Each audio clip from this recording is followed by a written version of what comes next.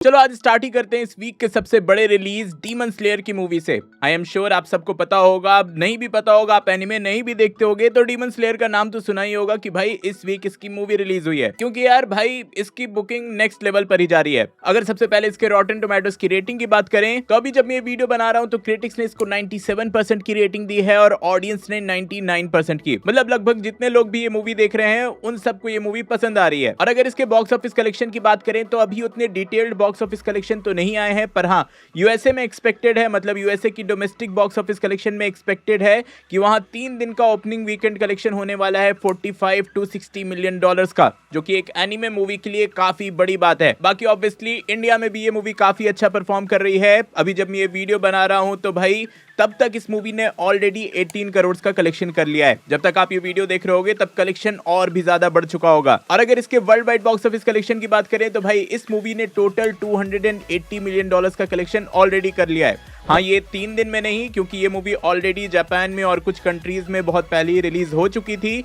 तो वहां इस मूवी ने ऑलरेडी अच्छा खासा कलेक्शन कर लिया था। तो हाँ, अब जो भी कलेक्शन होगा इससे ऊपर का होगा। वैसे बॉक्स ऑफिस कलेक्शन की बात हो रही है तो भाई पिछले वीक कॉन्जरिंग की मूवी रिलीज हुई थी, आप सबको पता ही होगा, और उस मूवी ने भी बॉक्स ऑफिस कलेक्शन में अच्छे से प्रॉफिट किया है। अगर उसके इंटरनेशनल बॉक्स ऑफिस कलेक्शन की बात करें, मतलब वर्ल्ड वाइड, इस मूवी ने 260 मिलियन डॉलर्स का कलेक्शन ऑलरेडी कर लिया है और इंडिया में इस मूवी ने 71 करोड़ का कलेक्शन कर लिया है, जो कि हॉरर मूवी को कंसीडर करते हुए काफी ज्यादा अच्छा है। एंड ये मूवी ऑलरेडी एक वीक में ही ब्लॉकबस्टर बन चुकी है, क्योंकि इसका बजट बस 55 मिलियन डॉलर्स था एंड बॉक्स ऑफिस भाई अच्छा खासा प्रॉफिट जनरेट करवा चुकी है। वैसे कंजरिंग मूवी की बात हो रही है तो इसका यूनिवर्स और ज्यादा एक्सपैंड होने वाला है। भले कंजरिंग 4 द लास्ट राइट्स जो थी वो लास्ट मूवी थी वॉरेन फैमिली की, लेकिन कंजरिंग का जो यूनिवर्स है वो ऐसे ही चलते रहेगा। और इसी के साथ ही एचबीओ मैक्स पे इवन इसका एक टीवी शो भी आने वाला है, मतलब कंजरिंग का आप एक सीरीज भी जल्द ही देख पाओगे। तो हाँ, कंजरिंग और डीमन स्लेयर बॉक्स ऑफिस पे दोनों ने ही झंडे गाड़े हैं।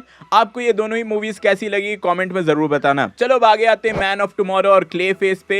ये दोनों ही डीसी की बड़ी मूवीज है जो इन फ्यूचर आने वाली है। सबसे पहले मैन ऑफ टुमारो की बात करें तो जेम्स गन ने ऑफिशियली कंफर्म किया है, जो लोगों ने गेस भी कर लिया था वही बात उन्होंने बोला कि मैन ऑफ टुमारो में लेक्स लूथर और सुपरमैन को साथ में टीम अप करना पड़ेगा, मतलब दोनों को एक साथ काम करना पड़ेगा, सिर्फ इसलिए क्योंकि जो थ्रेट है वो बहुत ही बड़ा है। इसके बाद जेम्स गन ने ये भी कंफर्म कर दिया कि अप्रैल 2026 में इसकी फिल्मिंग भी स्टार्ट हो जाएगी। और फिल्मिंग की बात आई है तो भाई क्ले फेस की अभी फिल्मिंग चल रही है, सेट से कई सारे फोटोज आ रहे हैं। एक एक करके सबके बारे में डिटेल दे देता हूं। सबसे पहले तो ये एक फोटो आया जिसमें आप एक क्लब देख सकते हो। ये क्लब डायरेक्टली कनेक्टेड है ज़टाना के कैरेक्टर से। देन कई सारे पोस्टर्स एंड बैनर सेट पे चिपके हुए थे और उनसे बहुत सारे डिटेल्स निकल कर आए। सबसे पहले तो इस पोस्टर से जोकर का एक ईस्टर एग मिला। देन यहाँ पर ब्लैक कैनरी का भी एक हिंट दिया गया है। फिर ऑब्वियसली आप डीसी की मूवीज देखते हो, डीसी के बारे में जानते हो, तो एस केमिकल्स का भी ये एक लुक निकल कर आया है। देन एक पोस्टर से दी फ्लाइंग ग्रेसन्स का भी रेफरेंस मिला। देन इन सब में सबसे इंपॉर्टेंट कि सेट पर एक डस्टबिन था जिस पर बैटमैन का लोगो लगा था, और ये कोई और नहीं बल्कि रॉबर्ट पैटिंसन के बैटमैन का लोगो यहाँ पर लगा था,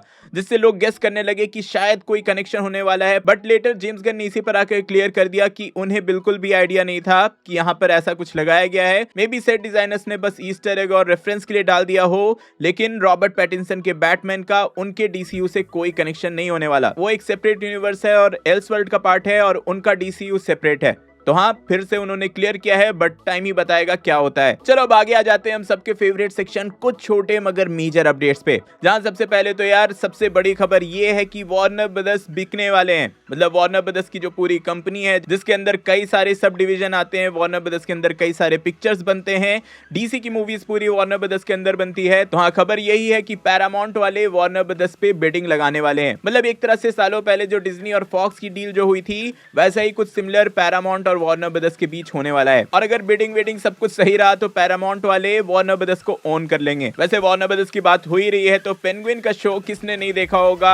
आई एम श्योर इतना एपिक शो था कि सबने एंजॉय किया ही होगा। तो इस शो को ऑलरेडी 8 एमी अवार्ड्स मिल चुके हैं। सारे अवार्ड्स की लिस्ट आप स्क्रीन पे देख सकते हो। इसके बाद जल्दी मार्वल ज़ॉम्बीज आने वाली है, तो उसका प्रमोशन भी जोरों शोरों से चल रहा है। तो उसका ये एक नया ऑफिशियल पोस्टर रिलीज किया गया, साथ ही बिल्कुल ही नया एक ट्रेलर भी। और रिसेंटली ड्वेन जॉनसन की एक फोटो वायरल हो रही थी जिसमें वो बिल्कुल ही पतले पतले दुबले दिख रहे थे और इसको लेकर कई सारे रूमर्स भी फैलने लगे कि भाई उनको कुछ बीमारी हो गई है या फिर वो बूढ़े हो गए हैं। कई सारे रूमर्स निकले, लेकिन इस पर उन्होंने खुद क्लियर करते हुए आकर कमेंट किया और बोला है कि वो नेक्स्ट मूवी के लिए प्रिपेयर कर रहे हैं और उसके लिए बॉडी वेट लूज किया है और उस मूवी में ये एक बूढ़े कैरेक्टर का रोल प्ले कर रहे हैं, मतलब एक ओल्ड एज आदमी का कैरेक्टर प्ले कर रहे हैं, इसलिए उनको वेट लूज करना पड़ा। तो हाँ, ये थे छोटे मगर मेजर अपडेट्स। अब अपना फोकस लाते हैं स्पाइडरमैन और डूम्सडे पे। पहले स्पाइडरमैन पर फोकस लाएं तो यार सेट पर अभी कई फैंस को विजिट करने का मौका मिला था, जहां से ये एक फोटो बाहर निकल कर आई है और वहीं से ये रिवील हुआ कि अभी जो है स्पाइडरमैन ब्रांड न्यू डे की जो फिल्मिंग है वो यूके के पाइनवुड स्टूडियोज में चल रही है और सेम लोकेशन पर अभी अवेंजर्स डूम्सडे की भी फिल्मिंग चल रही है। तो लोग गेस कर रहे हैं कि भाई स्पाइडरमैन का कैरेक्टर ब्रांड न्यू डे में भी दिख सकता है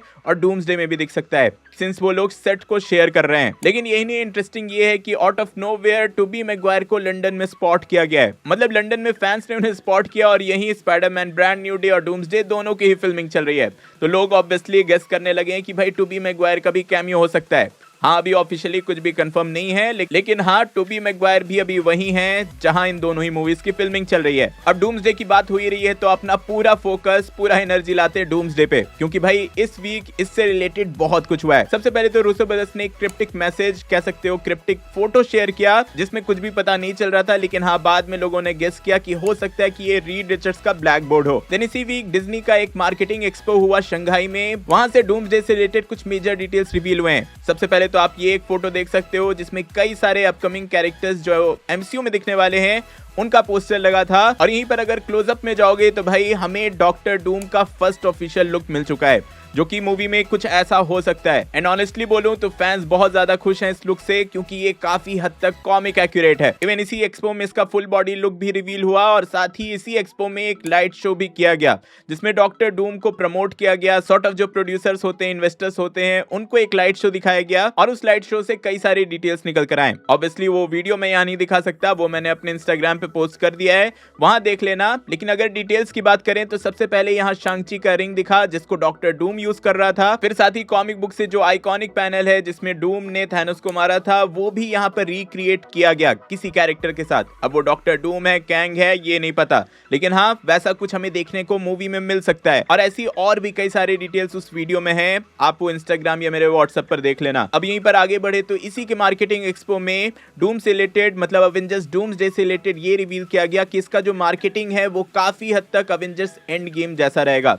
मतलब अगले 6 महीने तक ऐसे ही छोटे छोटे टीज दिए जाएंगे, फैंस में एक्साइटमेंट और हाइप क्रिएट किया जाएगा एंड लास्ट के 6 महीने, मतलब रिलीज होने के 5-6 महीने पहले इसका टीजर ट्रेलर रिलीज किया जाएगा। तो आप क्लियरली समझ सकते हो कि भाई स्पाइडरमैन ब्रांड न्यू डे के बाद अवेंजर्स डूम्सडे का कुछ टीजर या ट्रेलर आएगा, उससे पहले ऐसी ही छोटे छोटे डिटेल्स रिवील किए जाएंगे। चलो डूम्सडे की बात हो रही है तो इनमें दिखने वाले कुछ एक्टर्स की बात हो जाए तो सबसे पहले सिमो लियो ने ये एक फोटो शेयर किया जहां आप क्लियरली देख सकते हो कि भाई ने बॉडी शॉडी बना ली अच्छे से अपने कैरेक्टर को प्ले करने के लिए। लेकिन यहीं पर सबसे इंटरेस्टिंग ये रहा कि क्रिस इवेंस एक अवार्ड शो में आए थे, अवार्ड फंक्शन में आए थे, जहां क्लियरली आप उनकी बॉडी देख सकते हो, वो पूरी तरह से बल्क्ड अप हो चुके हैं। अब उनको अभी तक ऑफिशियली डूम्सडे के लिए कंफर्म नहीं किया गया है, लेकिन भाई इससे ज्यादा क्या ही प्रूफ चाहिए कि वो अवेंजर्स डूम्सडे में है। वो क्लियरली अपने स्टीव रॉजर्स वाले फिजिक में आ चुके हैं। तो हाँ, वो अब कैप्टन अमेरिका प्ले करें, कैप्टन हाइड्रा प्ले करें या बूढ़े कैप्टन अमेरिका प्ले करें, ये अब मूवी देखने के बाद ही पता चलेगा, लेकिन वो मूवी में है ये लगभग कंफर्म समझो।